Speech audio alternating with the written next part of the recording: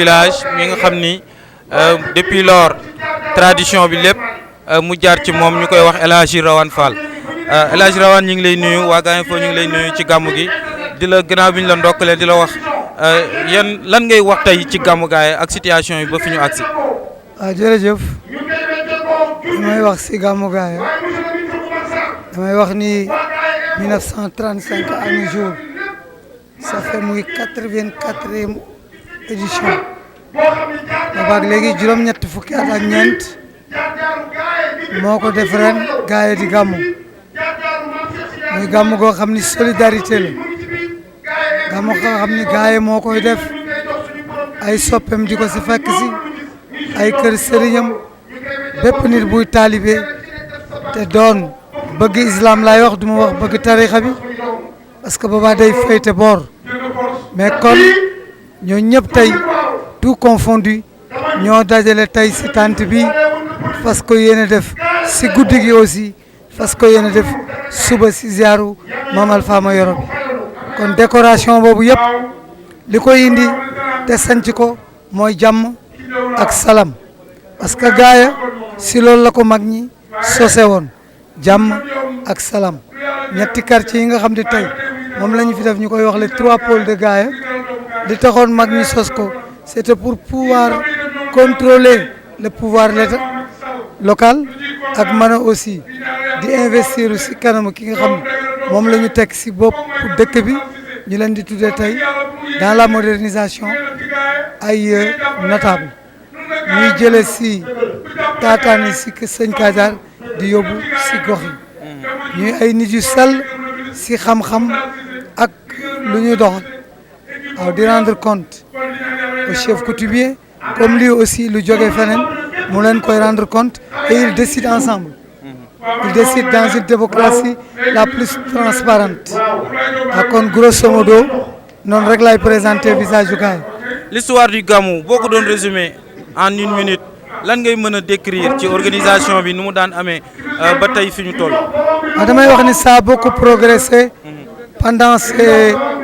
20 années ça a bien progressé parce que dafa dajeeg gars yi dugg si modernisation bu mag dugg si communication dugg si télévision yi rien que pour jox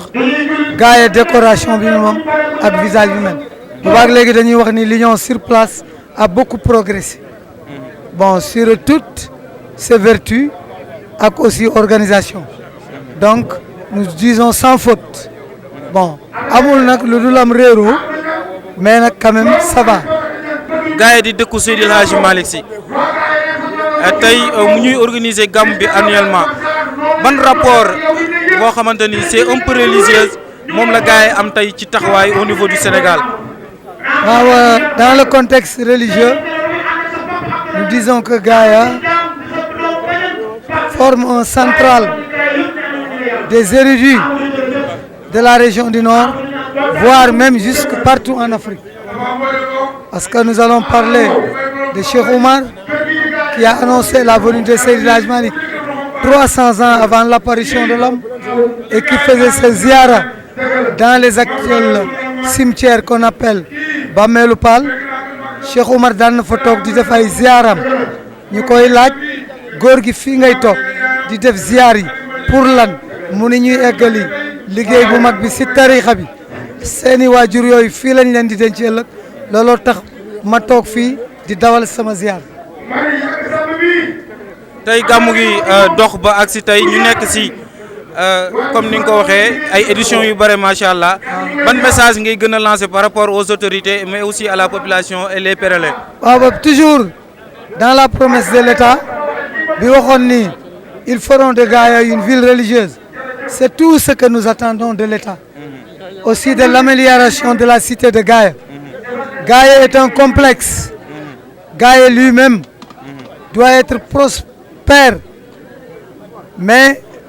l'eau jusqu'à présent ça reste à être désiré. L'électricité aussi la même chose contrées yi ndox mi war a jot courant bi yëpp eggagu fa sérieusement il faut le dire kon ce que nous attendons la modernisation de cette grande ville religieuse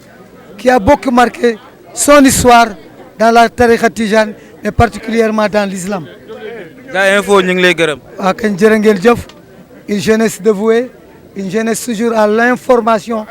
qui n'intoxique pas les populations mais quand même corriger